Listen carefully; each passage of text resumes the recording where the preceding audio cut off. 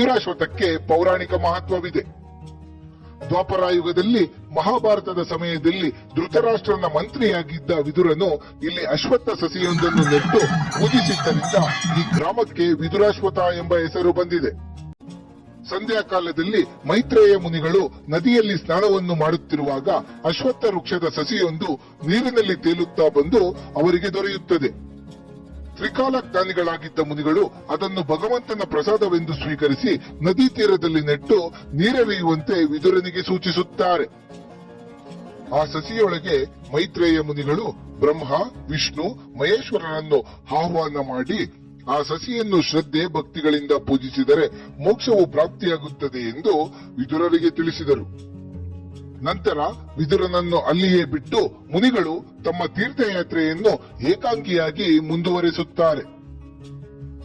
ತದನಂತರ ವಿದುರನು ಭಕ್ತಿಯಿಂದ ಆ ವೃಕ್ಷವನ್ನು ಪೂಜಿಸುತ್ತಾ ಅಲ್ಲಿಯೇ ಇದ್ದು ಬಿಡುತ್ತಾನೆ. ಕಾಲಕ್ರಮೇಣ ವೃಕ್ಷವು ದೊಡ್ಡದಾಗಿ ಬೆಳೆಯುತ್ತಾ ಹೋಗುತ್ತದೆ. ವಿದುರನು ಈ ವೃಕ್ಷವನ್ನು ಪೂಜಿಸುತ್ತಲೇ ಮೋಕ್ಷ ಪಡೆದಿದ್ದರಿಂದ ಆ ಸ್ಥಳವನ್ನು ವಿದುರಾಶ್ವತ್ಥ ಎಂದು ಕರೆಯಲಾಗುತ್ತದೆ. ವಿದುರನು ಬೆಳೆಸಿದ್ದ ಅಶ್ವತ್ಥ ಮರವಿದ್ದ ಸ್ಥಳದಲ್ಲಿ ಆ ಮರದ ಕೆಳಗಿನ ಭಾಗದಲ್ಲಿ ವಿದುರಾಶ್ವತ್ಥ ನಾರಾಯಣ ಸ್ವಾಮಿ ದೇವಾಲಯವಿದೆ. ಈ ದೇವಾಲಯವನ್ನು ಸಹ ವಿದುರನೇ ಪ್ರತಿಷ್ಠಾಪನೆ ಮಾಡಿದ್ದಾನೆ.